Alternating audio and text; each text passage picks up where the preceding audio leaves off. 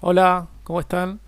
Vamos a continuar con la unidad número 2 de sensores típicos y en este caso nos vamos a dedicar a la cámara. En el video anterior habíamos estado trabajando con el LiDAR y en este caso nos vamos a dedicar a la cámara o en particular a la visión artificial, ¿sí? Eh, ¿Cuál es la idea de la visión artificial? Bueno, es hacer una mímica de lo que es el sistema visual humano para poder darle a una máquina o a un robot la capacidad también de percibir el mundo. Así como Wall-E en este caso utiliza dos cámaras diferentes para poder ver el mundo al igual que los humanos, ¿sí? En particular nos vamos a dedicar un ratito para entender cómo es que el ojo humano logra adquirir una imagen, ¿sí? Para hacer un paralelismo, una analogía con las cámaras. Y esto además, para aquellos que no lo sepan, les va a servir de información general. En particular, en el ojo humano, la primera capa que tenemos por fuera es la córnea, ¿sí? Es decir, el elemento protector del ojo, y que protege los elementos fundamentales que son el iris, ¿sí? Que es aquello colorido y hermoso que se le ve en el ojo,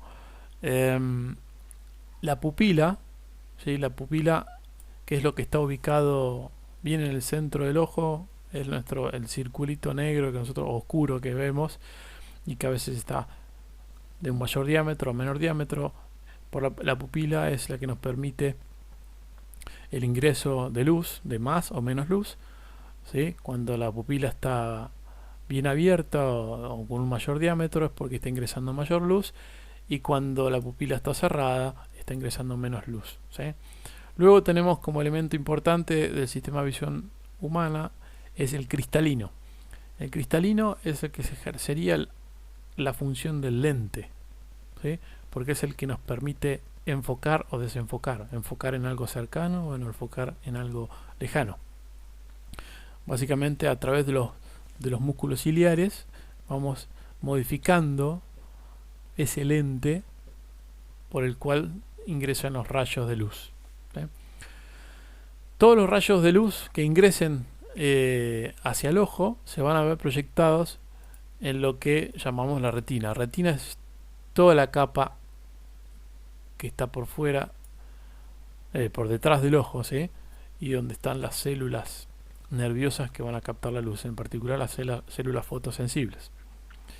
Pero en particular, la zona principal de la retina del ojo se denomina fovea, ¿sí? Que es una región acá muy pequeña de unos milímetros y que está ubicada acá, como marcamos en el eje visual, corrido a unos grados respecto del eje óptico del lente, ¿no?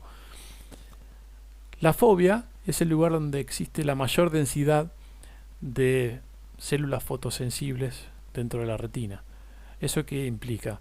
De que nosotros tenemos en ese lugar, en esa pequeña región de la fovea, la mayor agudeza visual. Es donde mejor vemos, ¿sí?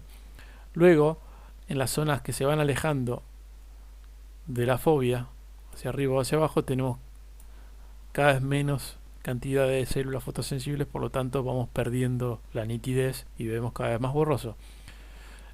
Por eso nosotros hacia donde estemos enfocando, perdón, hacia donde estemos fijando, tenemos la mejor nitidez, y alrededor, así como la visión periférica, vemos mucho más borroso. Es porque tenemos menos cantidad de sensores, de alguna manera, así, de células fotosensibles.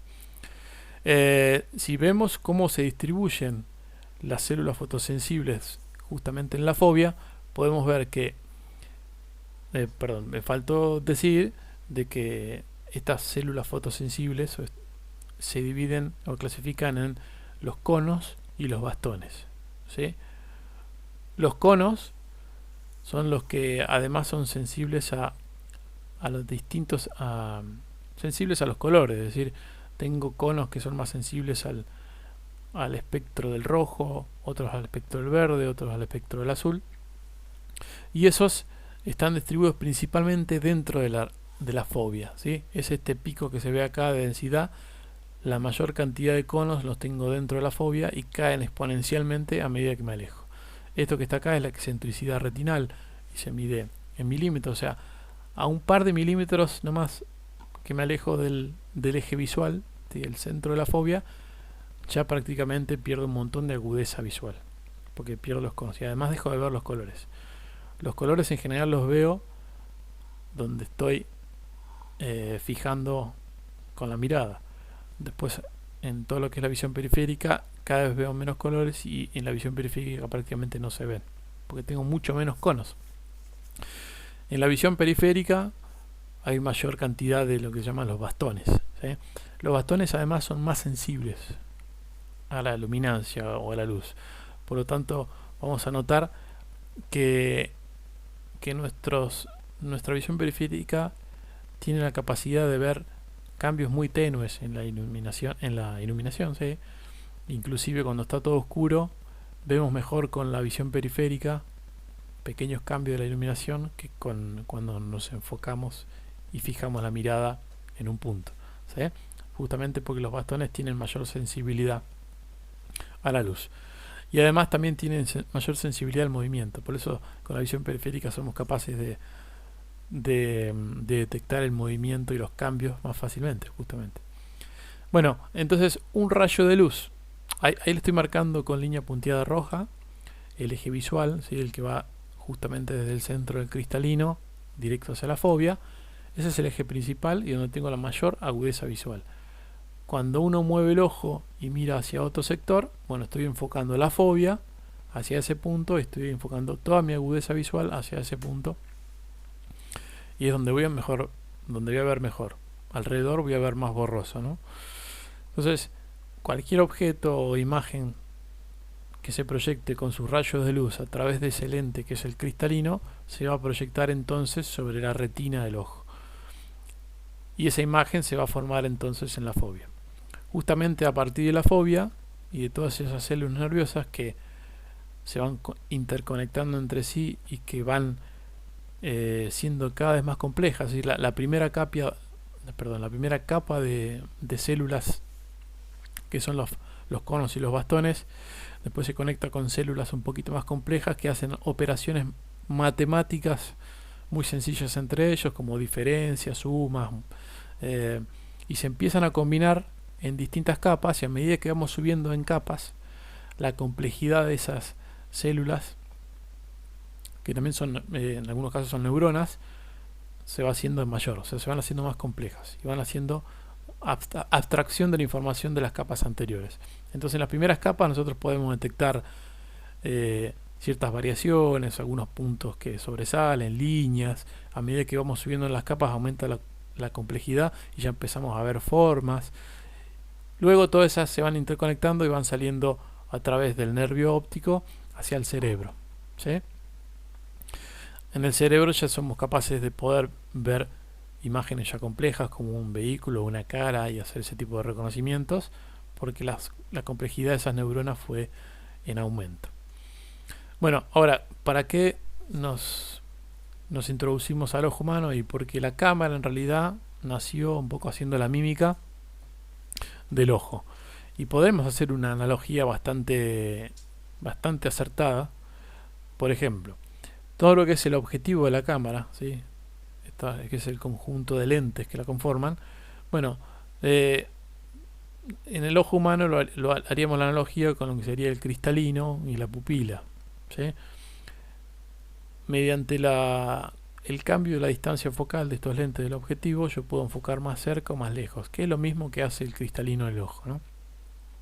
Con el diafragma, ¿sí? Que es con el que manejo la apertura de la cámara, es decir, cuánta luz va a ingresar o cuanto más luz o menos luz va a ingresar. Eso lo podemos comparar con la función de la pupila, ¿no? Que regula la cantidad de luz que va a ingresar. Todos los rayos de luz que ingresen a través de los lentes del objetivo, bueno, después se van a proyectar sobre el sector donde está ubicado el sensor, o sea, los elementos fotosensibles. Así como en el ojo está la retina con la fobia, bueno, en la cámara estará el sensor donde están los elementos fotosensibles. Entonces, un rayo de luz o varios rayos de luz pertenecientes a un objeto se van a proyectar a través del lente en el sensor o en el plano de la imagen. Entonces esto funciona de manera similar tanto en el ojo como en la cámara. Si no me olvidé de nada, entonces volvemos a repasar. En una cámara, ahí utilicé el modelo de una cámara reflex, que se le llama, ¿sí?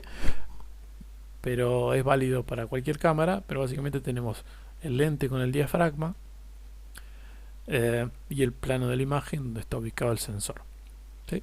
Sigamos adelante. Ahora vamos a encontrar una forma matemática sencilla. Disculpen, voy a tomar un poquito de agua. Una forma matemática sencilla para trabajar con la cámara y con las proyecciones, ¿sí? Cómo se forma la imagen en el plano donde está ubicado el sensor. Para eso vamos a utilizar un modelo sencillo que es muy utilizado, que es el modelo de pinhole, donde se supone que todos los rayos de luz que vienen del ambiente van a pasar por un pequeño infinitesimal agujerito que justamente se llama pinhole, y luego se van a proyectar sobre el plano que se llama plano de imagen, ¿sí? Entonces cualquier rayo que venga del exterior pues, tiene que pasar por ese agujerito, el pinhole, y después se va a proyectar sobre el plano de imagen. Yo ahí lo que estoy dibujando es un ejemplo de un rayo que va a pasar por el pinhole y se va a proyectar, invertido en este caso, sobre el plano de la imagen. Podemos empezar a mencionar algunos elementos importantes de este modelo. Primero, el centro óptico o el centro de cámara, ¿sí? Que básicamente va a ser el pinhole, ¿sí? Ese va a ser el centro óptico de la cámara, donde convergen todos esos rayos y se juntan con lo que sería el eje óptico de la cámara. En segundo lugar, la distancia focal. La distancia focal, ¿sí? Es la distancia que existe entre el pinhole y el plano de la imagen, ¿sí? Es donde se forma la imagen en el sensor de la cámara. Esa es la distancia focal. Fíjense que la distancia focal también me va a incidir directamente sobre la apertura angular de la cámara. La apertura angular de la cámara, se lo voy a dibujar acá, ¿sí? La apertura angular de la cámara es el ángulo mayor de los rayos que se pueden formar para que se puedan proyectar sobre el plano de la imagen. Si tengo una apertura angular de 30 grados, ¿sí? También vamos a hablar de apertura angular vertical o horizontal en función del eje en el que estemos analizándolo. Pero si tenemos una apertura angular de 30 grados de forma vertical, bueno, voy a poder visualizar sobre el plano de la imagen los rayos que ingresen al pinhole con un ángulo de 15 grados o menos 15 grados para el otro lado. Si hay rayos que tengan un ángulo de incidencia mayor, bueno, no los voy a poder proyectar sobre el plano de imagen, no los voy a poder ver. Cuanto mayor sea la distancia focal, menor será la apertura angular, ¿sí? Más lejos voy a ver, menor es la apertura angular. Para poder tener una apertura angular mayor, bueno, necesito acercar el plano de la imagen hacia el pinhole, por lo tanto la distancia focal es menor. O sea, una cámara que tiene una distancia focal de 35 milímetros va a tener una apertura angular menor que una cámara que tiene una distancia focal de 80 milímetros, ¿sí? Como un teleobjetivo. Bueno, entonces hemos presentado el centro óptico de la cámara, la distancia focal, la apertura angular. Bueno, después vamos a hablar del tamaño del sensor. Fíjense que se los marco ahí con un cuadrito, que no necesariamente el tamaño del sensor, donde están los elementos fotosensibles, va a ser exactamente igual al plano sobre el cual se forma la imagen, ¿sí? Entonces el tamaño del sensor va a ser otro de los elementos con el que vamos a trabajar. Ahí en la figura de la derecha tenemos un modelo geométrico de todo esto, donde está el centro óptico, que es el pinhole. Y ahora fíjense que este modelo, a diferencia del de la izquierda, donde la imagen, el plano de la imagen está después del pinhole, o sea, está a la derecha, y la imagen que se genera está invertida. Bueno, esto lo podríamos hacer equivalente al modelo de la derecha, donde el plano de la imagen ahora está antes del centro óptico. ¿Sí? Entonces, matemáticamente va a ser igual, la única diferencia es que acá en el modelo de la derecha la imagen no va a estar invertida. ¿Sí? Entonces nosotros tenemos un objeto que tiene coordenadas X, Y y Z en el mundo, ¿sí? Un rayo de luz que venga de ese objeto se va a proyectar hacia el pinhole o hacia el centro óptico, ¿sí? Así, en el dibujo de la izquierda nosotros buscaríamos la imagen invertida, pero matemáticamente es equivalente a hablar como si el plano de la imagen estuviera a una distancia focal F por delante del centro óptico. Esto es equivalente. Entonces, fíjense con coordenadas X y pequeños, X pequeña y pequeña, podemos encontrar la proyección de aquel objeto X y Z hacia el plano de la imagen, ¿sí? En el puntito que le estoy marcando ahora, ¿sí? Ese es el plano donde se va a proyectar en la imagen. Bueno, después vamos a presentar el eje óptico, ya lo habíamos mencionado, ¿sí? Es el eje que pasa por el centro del plano de la imagen y el centro óptico. El punto principal es la intersección del eje óptico con el plano de la imagen, ¿sí? Sería el centro del plano de la imagen, y el plano de la imagen ya lo mencionamos, ¿sí? Sigamos adelante. Tomemos este modelo donde tenemos entonces, ahora vamos a hablar de un punto X mayúscula, y está en negrita porque estamos hablando de un vector. Tiene coordenadas, en todo caso, X y Z, ¿no? Ese punto, cuando lo proyectamos a través del pinhole, bueno, va a tener su equivalente proyectado sobre el plano de la imagen, que va a ser X pequeño. Esta es negrita, o sea, es un vector. En este caso, X pequeño tiene 2 coordenadas y X grande tiene 3 coordenadas. ¿Tá? Para poder encontrar cuáles son las coordenadas de ese punto sobre el plano de la imagen, podemos hacer un corte, por ejemplo, un corte en un plano vertical, ¿sí? Entonces otra vez obtenemos ese punto X proyectado hacia el centro óptico, que está marcado acá, va a generar una intersección con el plano de la imagen, que va a ser el X pequeño. Ahora, ¿cuáles son las coordenadas de ese punto X pequeño? En este caso, por el corte que hicimos, y les marco acá arriba, estamos hablando del eje Y. En ese caso vamos a encontrar la coordenada en Y en el plano de la imagen. Si queremos encontrar la coordenada en X también en el plano de la imagen, bueno, haremos un corte con un plano horizontal, ¿no?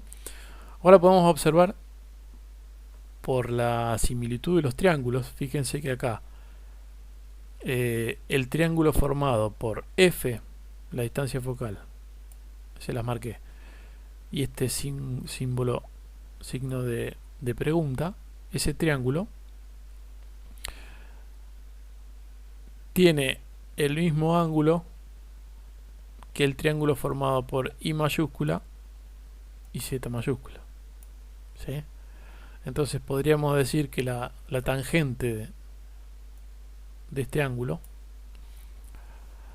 es igual a I mayúscula sobre Z, pero también es igual a la coordenada I de la proyección en el plano de la imagen sobre F. Voy a borrar las marcas para que no hagan barullo. Entonces lo que acabamos de decir es que I mayúscula es a Z, así como I minúscula es a F. Y si despejamos, ¿sí?, podemos ver que la coordenada minúscula, o sea, la coordenada I en el plano de la imagen, va a ser F, que es la distancia focal o foco, por la coordenada I en el mundo, del punto que se está proyectando, sobre la distancia entre el punto y el centro óptico, que sería Z mayúscula. Por analogía, si hacemos el corte en un plano horizontal, podemos hallar la coordenada X en el plano de la imagen, que va a ser la distancia focal por X mayúscula sobre Z, que es la distancia entre el objeto, es la distancia perpendicular entre el objeto y el centro óptico, ¿sí? De esta manera obtenemos directamente cómo se va a proyectar un punto de coordenadas X y Z en el espacio hacia el plano de la imagen. Esas son las fórmulas que derivan del modelo de Pinhole, ¿no? Entonces, el punto X pequeño, ¿sí? X pequeño de coordenadas X, Y, ahí es un vector que está transpuesto. Bueno, lo podemos escribir de esta manera como está marcado en el recuadro azul.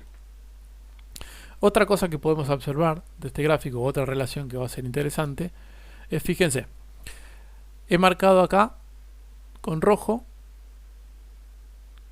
dos líneas, una que está sobre el eje principal, que pasa por el punto principal y el centro óptico, y otro rayo que es el que pasa entre el centro óptico y el extremo más de arriba del plano de la imagen, ¿sí? Esto nos da, le hemos puesto el nombre de θ i, ¿sí? Que es la apertura angular de la cámara, ¿sí? Θ i, eso es θ i sobre 2. Discúlpenme, para que no quede mal, esto es θ i sobre 2, porque θ i es la apertura angular completa de la cámara, ¿sí? Entonces podemos decir que la tangente de θ i sobre 2, ¿sí?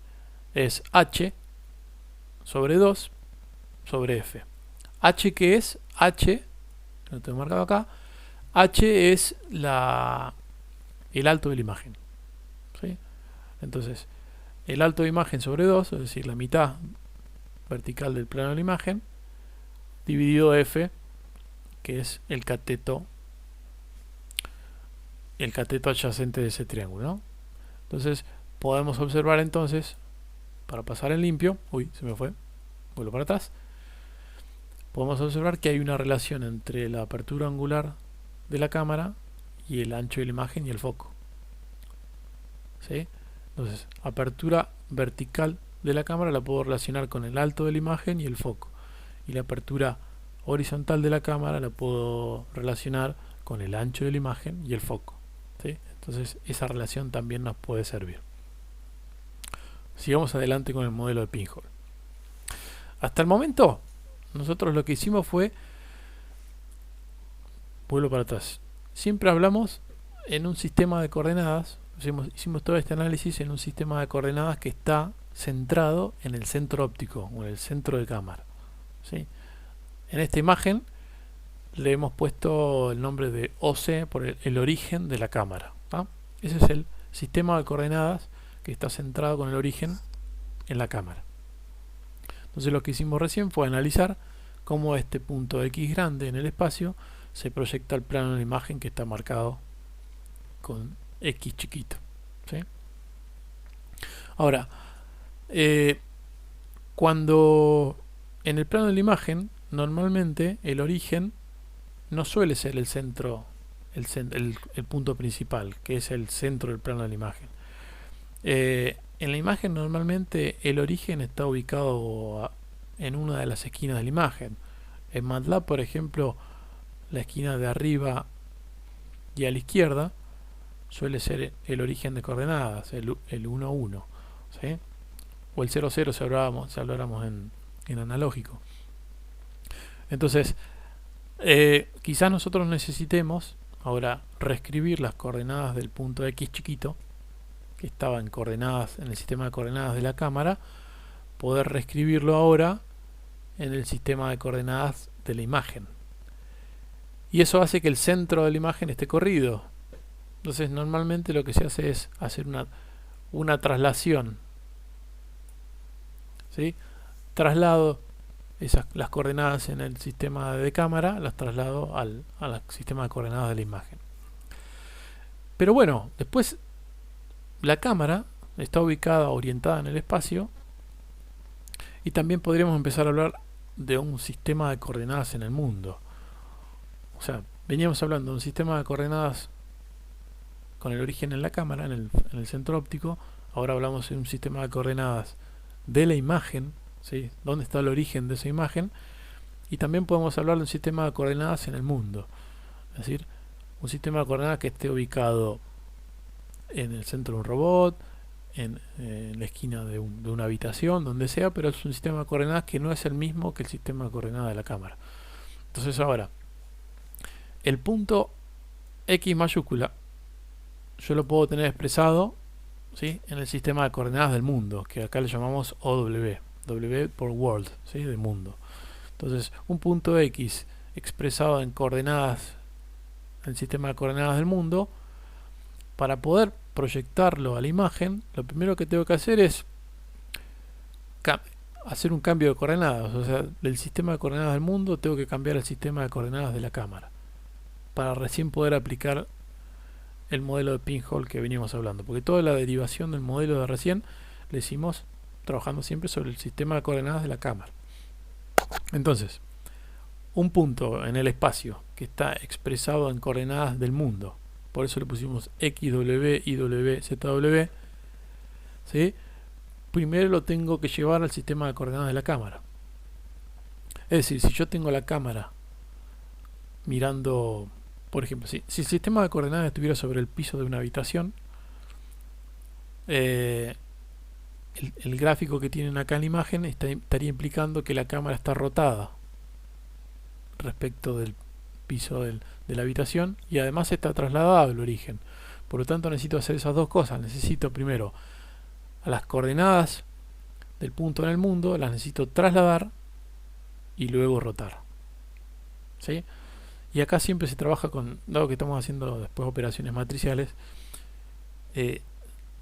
primero se traslada y luego se rota, ¿sí? No es lo mismo rotar y luego trasladar, ¿sí?, porque las rotaciones acá son puras y son rotaciones que se consideran respecto del origen de coordenadas, ¿tá?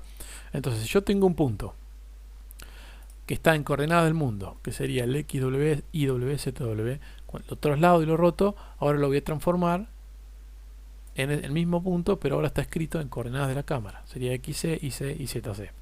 Ahora, ese punto que ya está descrito en coordenadas de la cámara, ahora yo lo puedo proyectar mediante el modelo de pinhole hacia el plano de la imagen, para obtener este X negrita chiquito que teníamos en el plano de imagen.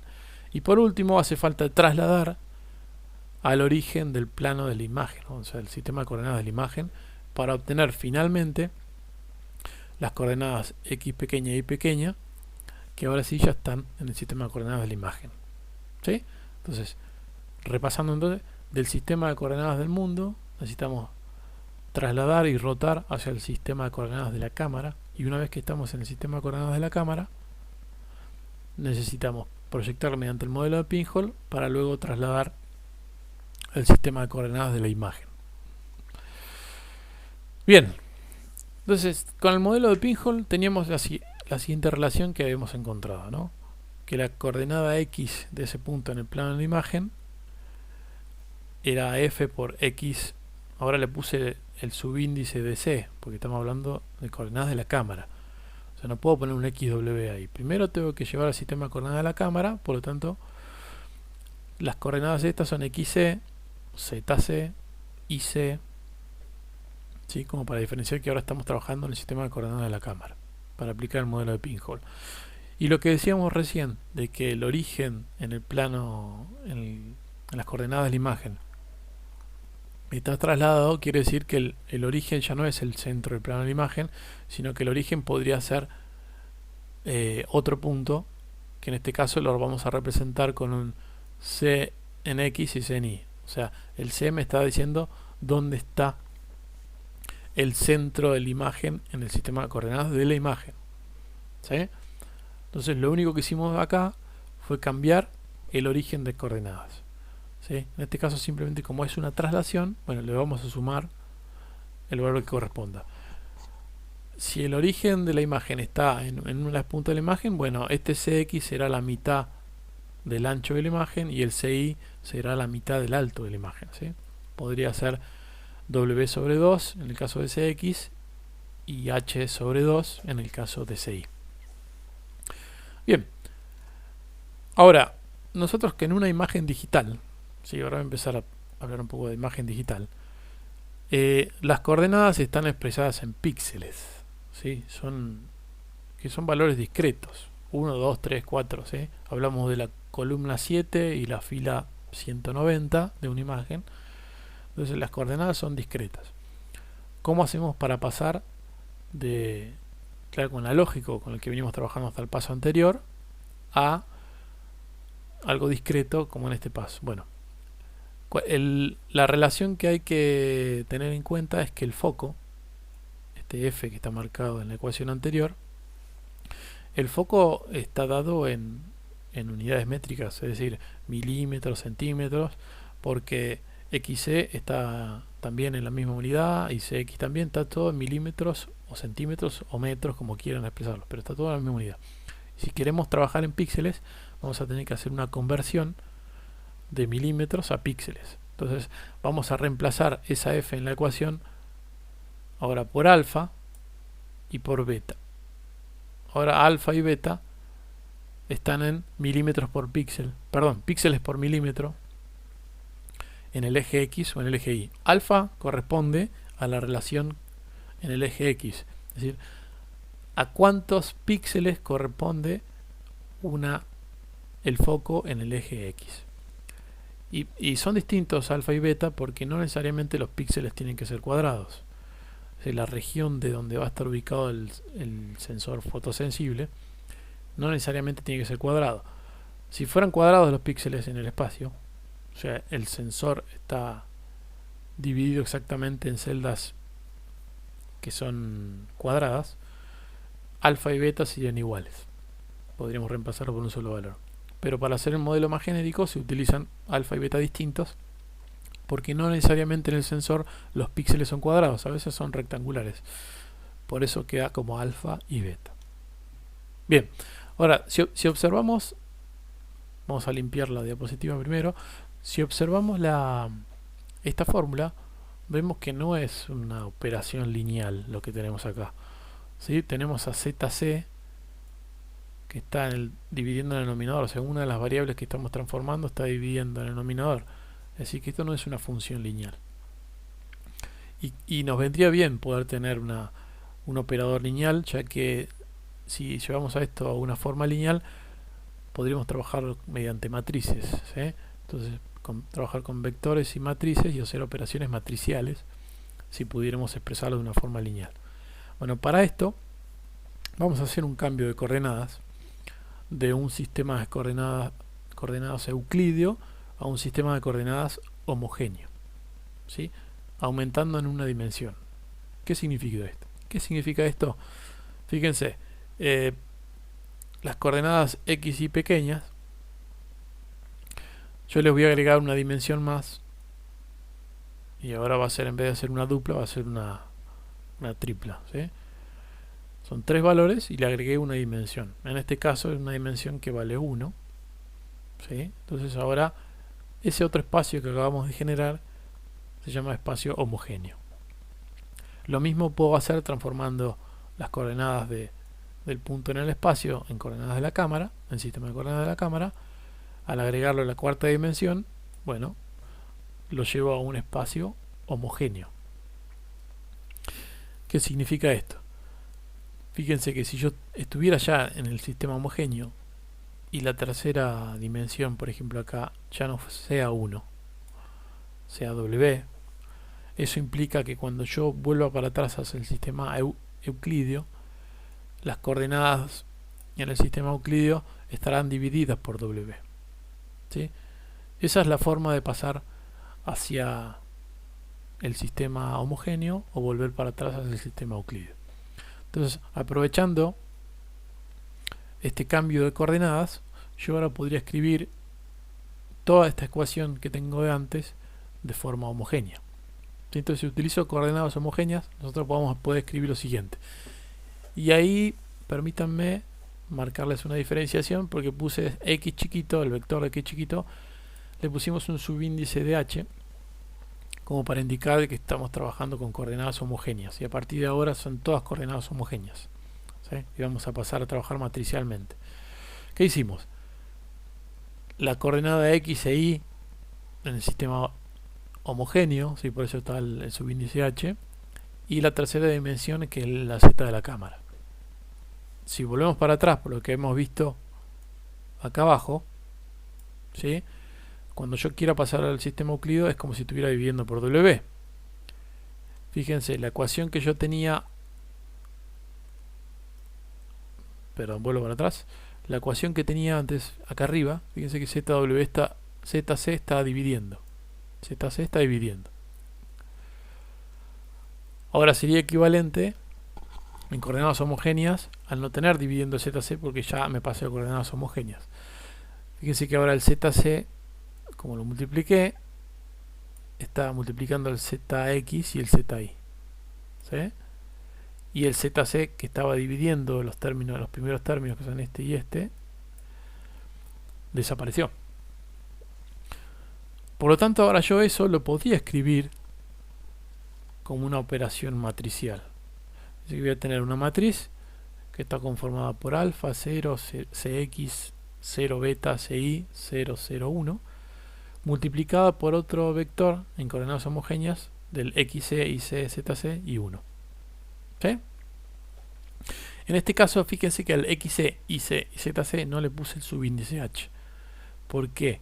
Porque como la cuarta dimensión es 1, en coordenadas euclidias también van a quedar el mismo valor, no se no va a ir dividido como es en el caso de esta otra a la izquierda que va dividido por ZC.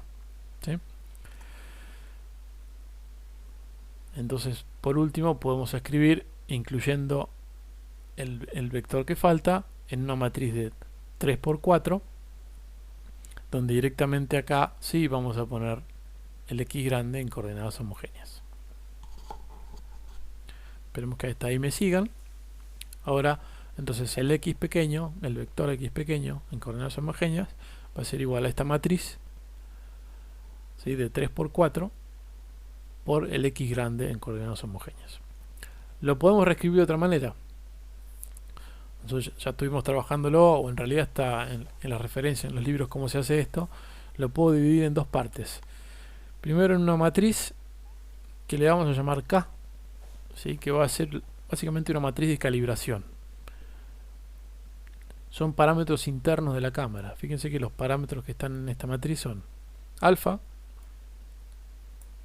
que vendría a ser la distancia focal horizontal en píxeles por milímetro o por metro, depende de la unidad que se use. El alfa, el beta, que es también el foco en píxeles por milímetro. Y después estarán CX, CSI, también en píxeles, ¿sí? Son todos parámetros internos de la cámara. Por eso se llama matriz de parámetros intrínsecos o matriz de calibración. Y que está multiplicado por otra matriz que tiene el elemento de identidad y otra columna más que está formada por un vector de ceros, ¿sí? Si resolvemos esta ecuación completa vamos a obtener la anterior.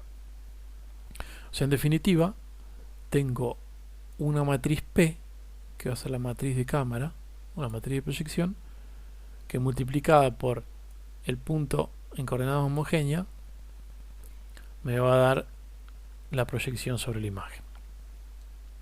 Sigamos. Ahora, en el modelo este que tenemos acá, ya estamos asumiendo de que hemos trabajado en coordenadas de la cámara y después asumimos que hacíamos la traslación al sistema de coordenadas de la imagen, ¿sí? Y además, al utilizar coordenadas homogéneas, lo podemos escribir matricialmente. Ahora, si el punto original lo tenemos descrito en coordenadas del mundo, por eso está marcado acá en la imagen como XW, antes de poder proyectarlo hacia la imagen, necesito, como habíamos hablado antes, hacer un cambio de coordenadas, hacer el cambio de coordenadas del sistema de coordenadas del mundo al sistema de coordenadas de la cámara. Lo primero que tengo que hacer y que marco ahí es una traslación, ¿sí? Yo tenía las coordenadas XW, las voy a trasladar al centro óptico, que en este caso es el vector C, ¿sí? Hay una traslación que primero tengo que dar. Y después voy a tener que rotar para poder alinear el sistema de coordenadas de la cámara con el sistema de coordenadas del mundo. Una vez que trasladé y luego roté a esas nuevas coordenadas del punto, que ahora ya van a estar en coordenadas del mundo, de la cámara, o sea que ya las puedo llamar XC, como está marcado acá arriba. Eso ya ahora sí puedo aplicar el modelo de pinhole con las ecuaciones que acabamos de derivar, ¿no? Entonces, si habláramos en coordenadas homogéneas, tengo primero una traslación, esta primera parte, y luego una rotación. Ahora eso en coordenadas homogéneas, o sea, para poder explicarlo o escribirlo de forma matricial, lo podemos escribir de la siguiente manera, con esta matriz de 4×4, de la que participa una matriz de rotación y esta menos R por C. Esto son todas operaciones matriciales. De este lado tengo a la derecha el punto en coordenadas del mundo, pero coordenadas homogéneas, y de la izquierda el resultado es el punto en coordenadas de la imagen, pero son coordenadas homogéneas. Esta matriz del medio de 4×4 la podríamos reescribir como R por otra matriz que está compuesta por un elemento de identidad, o la matriz de identidad, y otro vector que va a ser menos C. Si recuerdan en la diapositiva anterior, simplemente acá teníamos un I y un vector de ceros. Y ahora hemos reemplazado ahí por una rotación y además va a haber una traslación. En definitiva, nosotros estamos queriendo proyectar un punto X en coordenadas del mundo hacia un punto X chiquito en coordenadas de la imagen. ¿Sí? La matriz de cámara o P, ¿sí? En definitiva va a terminar compuesta como K por R por otra matriz que está compuesta por I y menos C. La primera matriz ya habíamos llamado la matriz de calibración, que es una matriz de 3×3. ¿Sí? La segunda matriz R es una matriz de rotación pura en 3 dimensiones, también es una matriz de 3×3. En el tercer lugar tenemos una matriz de identidad de 3×3 y por último tenemos una matriz de traslación tridimensional de 3×1. ¿Sí? Entonces, si lo escribimos de otra manera, a P lo podríamos llamar como K por R y un vector que se llama T. ¿Sí? Y ese vector T va a ser menos R por C. R era la matriz de rotación y C era la traslación. ¿Sí? Si lo escribimos de esa manera, entonces vamos a tener que P se conforma por la multiplicación matricial de una matriz K, que son los parámetros intrínsecos o internos de la cámara, el foco y el origen de la imagen, ¿sí? Y por otro lado, la segunda matriz, fíjense que está compuesta por los parámetros extrínsecos, que se llama, o sea que es la matriz extrínseca. La matriz extrínseca tiene la información de cómo está orientada y posicionada esa cámara en el sistema de coordenadas del mundo. Si coincidieran el sistema de coordenadas del mundo con el sistema de coordenadas de la cámara, bueno, la rotación sería nula y la traslación sería nula. ¿Sí? O sea, volveríamos al caso anterior donde teníamos una matriz de identidad y una traslación de 0. Pero si la matriz está orientada diferente en el espacio y trasladada respecto al sistema de coordenadas del mundo, bueno, los valores R1, R2 hasta Rn van a tener valores distintos de 0 y el vector de T1, T2, T3 van a tener valores distintos de 0 si la cámara está trasladada en el mundo.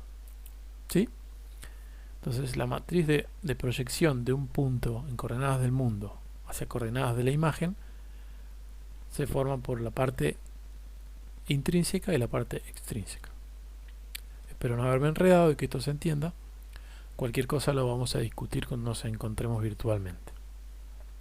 Bueno, y para ir finalizando esta primera parte sobre el modelo matemático de la cámara, nosotros hemos hecho algunas simplificaciones donde hemos considerado que el lente es ideal, ¿no? Y que es un agujerito, un pinhole, por donde pasan todos los rayos. Pero en realidad lo que tenemos en una cámara es un lente lente real, donde si se fijan los rayos de color azul no se proyectan sobre un mismo punto en el plano de la imagen, mientras que los de color rojo sí se están proyectando sobre el mismo punto. ¿Esto qué quiere decir? Que los rayos de color azul van a estar desenfocados, no van a estar enfocando bien en la imagen. Esto tiene que ver con la profundidad de campo, es decir, un lente o una cámara está mejor preparada para captar imágenes a cierta profundidad de campo. En ese caso se van a ver más nítidas, se va a ver como enfocada la imagen. Disculpenme, voy a tomar un poquito de agua. Y hay otros objetos que se van a ver desenfocados. Ese es el concepto de profundidad de campo. Y bueno, y después también vamos a trabajar con la suposición de lentes delgados. Es decir, que podemos simplificar al lente de alguna manera y en su distancia focal. O sea, la distancia focal va a ser el único parámetro que nos va a interesar del lente. Es lo que lo va a representar. Pero para eso necesitamos suponer que hablamos de lentes delgados. Si son lentes gruesos, bueno, aparecen otros efectos más que normalmente no los vamos a utilizar, ¿sí? Entonces, si utilizamos la aproximación de lentes delgados como la figura de abajo, y suponiendo que los rayos vienen de forma paralela, todos esos rayos van a converger en lo que se llama el punto focal del lente. Pero para esto tenemos que estar hablando de lentes delgados. Ahora, en el modelo de pinhole ya habíamos deducido las ecuaciones de cómo era la proyección en la imagen. Ahora, si tuviéramos un lente delgado en lugar de un agujerito o un pinhole, fíjense que la distancia que hay ahora entre el lente y el plano de la imagen va a ser f más z0. O sea, las ecuaciones del modelo de pinhole que les muestro a la derecha van a ser similares, en lugar que en vez de aparecer f acá, como aparecía en las ecuaciones anteriores, pusimos z' y z' es la suma de f más z0. F es la distancia focal del lente este delgado y z0 es la distancia que hay entre el punto focal y el plano de la imagen, ¿sí? Si uno hiciera este reemplazo de f más z0 para un lente delgado, todo lo demás que hemos derivado por las ecuaciones anteriores sigue siendo válido. Permítanme borrar. Por último, otra de las cosas que no hemos considerado son las distorsiones que generan los lentes en una cámara. Y normalmente vamos a hablar de distorsiones radiales, es decir que la proyección de un punto sobre el plano de la imagen va a depender un poco de la distancia al centro del plano de la imagen, por eso se llama radial. Tenemos tres pequeños esquemitas acá abajo, una imagen normal donde no está distorsionada. Si yo proyectara una imagen reticulada o un plano de ajedrez, por ejemplo, un tablero de ajedrez, si no hubiera distorsión, el tablero de ajedrez se vería perfectamente recto y todos los ángulos deberían ser rectos cuando lo veo en la imagen. Después hay distorsiones tipo pincushion y barrel que son una inversa de la otra, donde fíjense cómo se va deformando la imagen a medida que uno se aleja del centro, ¿no? Del centro óptico. Ahora, cuando yo tengo distorsión provocada por el lente, bueno, ahora, ¿qué pasa con la matriz de calibración de esa cámara? O sea, los parámetros intrínsecos. Bueno, van a aparecer algunos elementos más en esa matriz. Acuérdense que antes este era 0, el elemento que acabo de marcar, y acá no aparecía el seno dividiendo, ¿sí? Quiere decir que ese θ, ahora que está marcado en la matriz, es el ángulo de incidencia de un rayo. Ahora que esa matriz de calibración va a ser distinta en función del ángulo del rayo que estemos analizando, ¿sí? Y otro elemento que no hemos considerado en las matrices intrínsecas también es el parámetro de oblicuidad. Es cuando se considera un caso más general todavía, donde el plano de la imagen no está exactamente perpendicular al eje óptico de la cámara, cuando hay cierta inclinación de ese sensor. Bueno, ahí la imagen no se va a proyectar ortogonalmente, sino va a haber un efecto de oblicuidad que también se puede considerar en esta matriz de calibración. Por último, este es el último slide de esta parte, hemos hablado cómo proyectar puntos en el espacio hacia el plano o el sistema de coordenadas de una imagen. Pero ahora, ¿qué pasa? Eso se llama calibración, ¿no? Ahora, cuando tengo más de un sensor, cada sensor va a tener su propio sistema de coordenadas. Ahora, si yo quiero comparar mediciones entre sí, bueno, voy a tener que trasladar todo a un sistema de coordenadas común, ya sea el sistema de coordenadas de la cámara o el sistema de coordenadas del LiDAR, en este caso que estamos analizando. Pero yo no puedo comparar mediciones si no las llevo a las dos a un mismo sistema de coordenadas.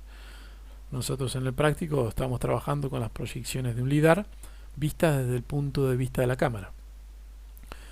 O sea, lo que vemos en la imagen a la derecha, que son los puntos de los haces del LiDAR proyectados sobre este tablero de ajedrez, si yo los proyectara a la cámara, se van a ver en otro sistema de coordenadas que les marco acá, ¿sí? Ahora, para poder calibrar este sistema, necesito conocer perfectamente cómo se relacionan los sistemas de coordenadas entre sí. Y eso va a ser a través de una matriz de rotación y una matriz de traslación. ¿Cuánto tengo que trasladar el sistema de coordenadas del LiDAR? Y luego, ¿cuánto lo tengo que rotar para que se termine alineando con el sistema de coordenadas de la cámara? De esa manera, una medición tomada en un sistema de coordenadas lo puedo llevar a la otra y poder compararlas entre sí. Bueno, hasta acá vamos a llegar con esta primera parte del sensor de la cámara. Luego continuaremos con algunos detalles más que tienen que ver con la parte de la imagen digital, cómo se forma la imagen digital. Hasta el momento nosotros hemos trabajado principalmente con la formación de la imagen analógica sobre el plano del sensor. Bueno, ahora esa imagen analógica, cómo se discretiza para poder formar finalmente una matriz de una imagen, es lo que nos va a interesar a partir de ahora. Bueno, esto ha sido todo por hoy. Nos encontramos en un próximo video para seguir trabajando. Que siga muy bien. Hasta luego.